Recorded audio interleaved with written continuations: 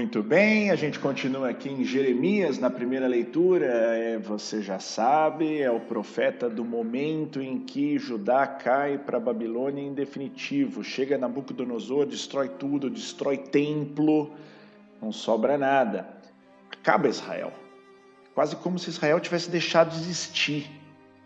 E aí, por meio de Jeremias, Deus fala para aquele povo, nos dias que antecederam a tragédia toda, para que o povo se arrependesse, para que o povo se convertesse. E Deus fala, olha, incurável é a tua ferida, maligna a tua chaga. Não há quem conheça teu diagnóstico. Uma úlcera tem remédio, mas em ti não se produz cicatrização. E aí você pode ouvir isso e pensar, puxa, como aquele povo de Israel era terrível. Então saiba que isso é para a gente hoje. Agora, esse mesmo Deus que levou Israel para o cativeiro, permitiu que isso acontecesse, é o Deus que mais para frente, no versículo 18, com o mesmo profeta Jeremias, fala: eis que eu mudarei a sorte das tendas de Jacó e terei compaixão de suas moradias. A cidade ressurgirá das suas ruínas e a fortaleza terá lugar para suas fundações. Atenção, pessoal. Aqui mais para baixo, Deus ainda fala, o soberano sairá do seu meio. Isso aqui é uma profecia de Jesus. Muito bem, nosso salmo agora é o 101. O Senhor olhou a terra do alto do céu. E o Evangelho é um evangelho meio entrecortado, a gente está no capítulo 15 de Mateus, eles pegam aqui os versículos 1 e 2, depois pulam para os versículos 10 e 14. Tem um miolo aqui do 3 ao 9 que foi retirado. Mas tudo bem, a gente consegue entender.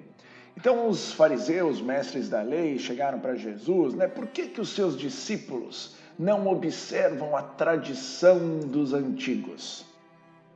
Pessoal, primeiro aqui um rápido comentário sobre a palavra tradição. Existe uma tremenda preocupação com esse termo, porque existe a tradição, vamos chamar assim com T maiúsculo, dos entendimentos da igreja e aquilo tudo que a gente também tem que seguir, tem que observar. E aí a gente tem sempre em grande conta aquela tradição específica da tradição apostólica. Aqueles que naqueles primeiríssimos séculos conduziram todos os escritos até que se formasse o cânone da Bíblia. Essa sim é a grande tradição.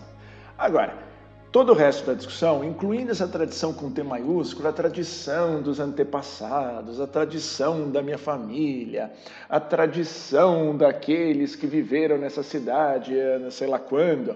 Isso, pessoal, é grandemente disputável se tem valor, tá? Não pense que porque é tradição com T minúsculo é coisa boa, como se as coisas do passado fossem todas boas. Isso é coisa de gente que vive de nostalgia. Não pode. Agora, chegam eles e perguntam por que não observam as tradições e perguntam especificamente por que não lavam as mãos. Aí Jesus vira e fala, olha, não é o que entra pela boca que torna um homem impuro, mas o que sai da boca é o que torna um homem impuro. Convenhamos, esse não é um trecho de grande dificuldade de compreensão. Pelo contrário, Jesus está evidentemente deixando de entrar numa disputa formalística, quase que materialista, para entrar na disputa que é a única que interessa, espiritual. E aí, de espiritual, pouco importa.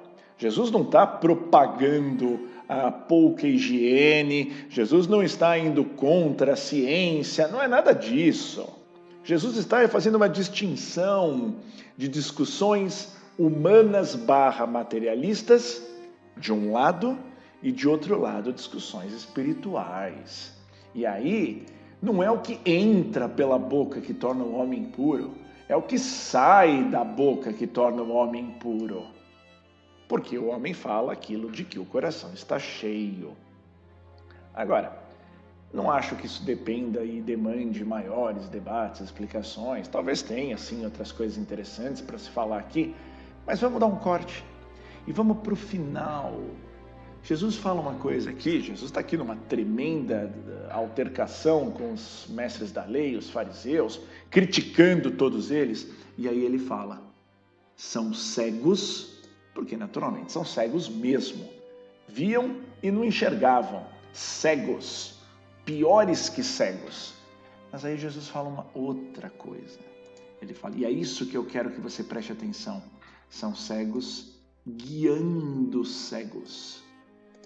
Aqui, pessoal, tem uma crítica de Jesus embutida.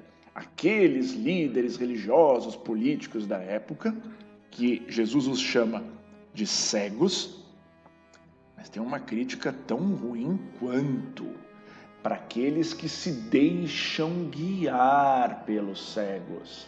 E a esses, Jesus também chama de cegos. Como aplicar isso hoje? Naquele tempo, Jesus chamou de cego o líder e chamou de cego aquele que se deixa levar pelo líder cego. E disse mais, diz que tanto um quanto o outro, o cego e o que é o guia e o que é guiado, os dois cairão no buraco. Quando você traz isso para hoje, Jesus não está falando de líder político, Jesus não está falando de líder social, líder sindical, líder esportivo, líder público, não é nada disso. Jesus não está minimamente preocupado com isso. O que Jesus está falando, isso sim, são as lideranças que conduzem o povo na caminhada de fé. Ah, mas isso Jesus se referiu só naquele tempo, porque aquilo valia para os mestres da lei, para os fariseus e para aqueles malvados horríveis. O que eu estou dizendo para você é que, sobretudo se você não é um líder, você não está escusado de responsabilidade se você não está atento para aquele que você entende como líder. Jesus chama de cego o que guia e chama de cego os que se deixam guiar. Pode parecer um jogo de palavras, pode parecer pouca coisa, mas você tem responsabilidade sobre o líder a que você segue.